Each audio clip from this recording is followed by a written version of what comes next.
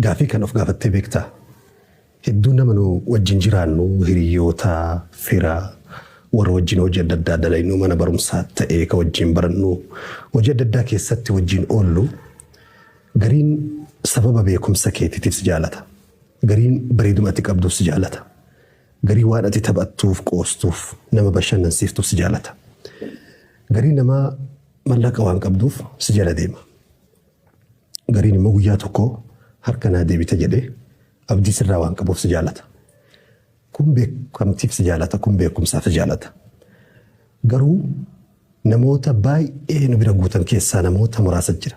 Warra sababa malee nu jaalatan. Namoota kan akkamiin beekta? Gaafii kana beekuun dubbii tana xiinxaluun wanti nu gargaaru nama kamuu daangaa isaatitti akka wajjin jiraatu si gargaara. Nama maslahaa yookiin bu'aa tokkoof sitti rarra'u. Nama dhugaaf si jaalatu sababa tokko malee bu'aa fi galata tokko malee dhugumaan qaama isaa keessa dhiiga isaa keessa jaalalli kee jiru akkamitti beekta? Inni jalqabaaf inni guddaan yeroo wal bira dhuftanii wal bira teessan inni illee osoo hin beekin yeroo hedduu fuula keessa si ilaala. Akka jedhanitti ijji namaa kun foddaa ruuhiiti jedhan, foddaa keessaa. Jaalala keessa kanaa wal fixu kana ija kana keessaan gabbaaya. Dheebuu nama kanaa qabu, jaalala nama kanaa qabu namni sun laaluu qofaan dheebuu baya. Amma deddeebisee fuula keessa si laaluu. Waan namni biroo osoo naannoo kana jiraate sirratti hin agarre fa'a sirratti arga. Fakkeenya nyaata areedara si bu'e sirraa buusuu, huura xixiqqaa sirraa baballeessuu, xurii uffata keetirra jiru kan namni biroo sirraan to'i, sirraa faffaaquu, sirraa balleessuu. Wantoota namni biroo arguu hin dandeenye waan xixiqqoo kana sirraa balleessa. Kana sirraa qulqulleessa, kana si to'ata. Kuni galata malee osoo hin beekne, ajaja malee osoo hin beekne osoo hin ajajin nama hunda keessaa ka'ee hojii xixiqqoo namni arguu hin dandeenye kanaan si bira dhaabbata. Yeroo sitti haasa'u amma fuula keessa si ilaaluu osoo sitti illee haasa'uu baate osoo ati illee itti haasa'uu baatte amma fuula keessa si ilaala. Kuni jaalala ruuhiintu walitti ifuu akeeka jedhan tokko. Inni lammaffaa nama dhugaan si jaalatu waan ati beektu yaqbaluka ma'a uyuubik hanqina kee guutuu wajjin si qeebala. Hanqina kana qabdadhee si gatee si biraan galu. Dogongora kana daleedee si biraan galu. Hanqinuma kee kana haga danda'e sirraa sirreessaa wajjumaa si jaalata. Daa'ima jaalatanii goroora hin jibbanii jetti Oromoon. Daa'ima jaalannaan goroora isiillee fincaan isiillee rakkoo isii hunda iyyaasa isii hunda olumaan qeebaluu qabda. Nama dhugaan si jaalatu hanqina kee guutuu wajjin si qeebala. Sababa hanqinaa si kutee hin darbu. Akka Oromoon mammaaku mukni ni aara jedhanii yoo jalaa guuran ibiddatu dhaamaa jedhan. Qubni haga fedhee washame abbaan kutee ofirraan darbu achuma irratti hidhee sanuma si sirreessa malee. Jaalalli dhugaa hanqina kee guutuu wajjin si jaalatudha. Hanqina kee si jaalatu osoo hin ta'in hanqinuma keessa wajjin si qeebalu.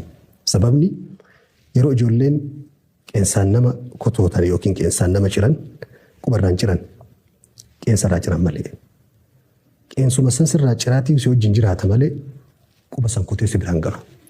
Qabxii lammaffaadha. Qabxiin sadaffaan yusaa'iduka biduuni muqaabil. Galataa fi bu'aa tokko malee akkanuma lafaa ka'ee si gargaara. Waan agoota galata tokko naa oolta guyyaa tokko na bira dhaabbattee gonkuma sammuu isaa keessaan qabu. Achi as galata naa dhufa waan jedhu sammuu isaa keessa hin jirtu asuma achi si gargaaru malee si bira dhaabbatu malee si utubu malee. Kanaan beekta inni sadaffaa. Inni afuraffaa nama si jaalatu dhugatti gaafa rakkinaa beekta.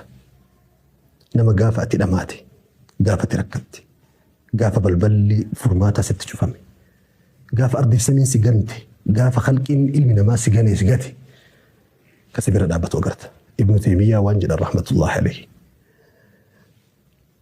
Gaafa rakkatte, gaafa si dukkanaa'e, namaa miti. Gaaddidduun ati si wajjin deemaa ooltuun ni baddi jedhan. Amma gaafa dukkanaa'e gaaddidduun hin baddi. Namoota si jibban, namoota fedhii si hin qabne, nama si hassadan, nama sharrii garbaatanii si deeman waan ati beektuun faallaa kanaa gaafa rakkatte of biraa dhabda. Faallaa kanaa immoo namoota si jaalatan dhugatti si bira dhaabbatan wa akhiiran yabqaa ma'aka man yuhibbuk. Osoo har'a man hidhaa seentee man hidhaa gingilchaa jaalalleeti.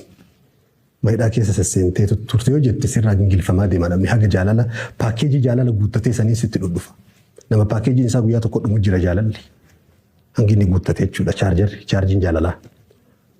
Nama guyyaa lama sadii ji'a sadii afur siduu ka deddeemee achi booda si biraa dhabamu jira osoo ati dhukkubsattee firaasharra haftee nama akka haadhaa namoota muraasa firii muraasa qofa si biraa hin dhabda kaawwan nama dhuga si jaalatu waan ati beektu jabeeffatu qabduun qabxii kana tokko gaafa rakkatti gaafa jiruun haada rakkoo mormassi dhahatte gaafa isaan dhufee si bira dhaabbata. Inni shanaffaa nama si jaalatu nama dhugatti qalbii keessa sababa tokko malee si jaalatu waan ati beektu bakka ati hin jirretti gurra kee tiksuu maqaa kee eeguu iccitii kee tikfachuu iccitii kee si eeguu sababa malee guyyatti yeroo 4 maqaa kee yoon dhahin ooluu hin danda'u. Haasawuma isaa keessatti akka sukkaaraa yookiin qimamii jecha isaa keessatti haasaa isaa keessatti jecha kee haasaa kee keessa darba. Duuba keetitti si tiksuu si qulqulleessuu nama sirraa faccisuu waardiyyaa irdii teeti waardiyyaa gurra keetii si ta'uudha. Namoota haqiiqatti si jaalatan namoota kana jabeeffadhu. Namni gaafate waan feete isa gootu arrabsitu aarsitu madeessitu si obsu namoonni akkasiisuun namoota jajjaba. Hedduun jiran addunyaa tana keessa irra haluu falan yacuudu abadan namoonni akkasiisu yoo badan jiruu tana keessatti hin deebi'an nama gaafa ati waa mammadeessitu dhooyitu waan feete gootu dhima dhaabbatanii si obsan namoota sanniin jabeeffadhu sirriitti. Namoonni akkasiisuun addunyaa baay'een jiru. Addunyaan akka haadhaatti miti. Ganama waan feete jetteeni waan feete aartee loltee meeshaa dhiittee baatee galgala itti galtee haate siqee baltu addunyaan akkasii miti. Addunyaan akka haadhaatti miti sinqee baltu galgala. Takka ati cabsinaan akka birciqqooti lammata deebi'een hodhamu akka gal'iitti deebi'een suphamu. Kanaaf namoota kanneen jabeeffadhu. Inni biraa nama dhugatti si jaalatu nama dhuga si wajjin jiraatu wanni ati beektuun galata gurguddaa kan abbaan fedhe si godhuu hin dandeenye haga sammuun kee dhuguma namni kun waan kana naa godhe jettee ati tilmaamtu bakka humni kee hanqatee harki kee hamileen kee hanqatetti dhufee bakka san si guuta. Ammas nama sababaa fi galata tokko malee si jaalatu waan ati beektuun hamma fedhe yoo biizii ta'e haga fedhe yoo jaatanaa'e hojiin barumsi beellamni haajaan adda addaa dhimma adda addaa bitaa mirgatti illee yoo isa bute sa'aatis si wajjin taa'uun dhabu sa'aatis si kennuun dhabu sa'aa 24 keessaa xiqqaattullee sa'aat akka lama siin dhabu. Yafrahu bihuduurik bakka ati jirtutti iddoo ati jirtutti boqonnaa godha. Si arguu qofaan gammada. Sirraa nyaatu sirraa bu'aa argatu miti. Si arguu qofaan gammadu. Haga fedhe biizii fedhe yoo ta'e sa'aatii si wajjin taphatu si wajjin kolfu dhimma kee gaafatu haajaa ati itti jirtu jireenya ati keessa jirtu si gaafatu hin dhabu. Kunis sababoota namoota sababa malee nama jaalatan keessaa tokko. Jaalalli qabeenya guddaadha. Jaalalaan ardiif samiin dhaabbatte. Jaalalaan gabaan addunyaa wal bite. Jaalalaan waraanni addunyaa hoogganaa isaa jala deeme. Jaalalaan addunyaan tun itti fufte. Gaafa rabbi addunyaa tana jibbu addunyaan tun hin diigamti. Kanaafuu bihi qaamati samaawaat wal ard. Sababa jaalala ardiif samiin dhaabbatte jechuudha. Jaalalli gabaa fi dameen gurguramu. Akka oorruu facaafameen biqilu akka hadiyyaa namaan kennamu jaalalli sababa wahii fakkeeffatee dhufu feekidhaa akka mallaqa feekii jechuudha.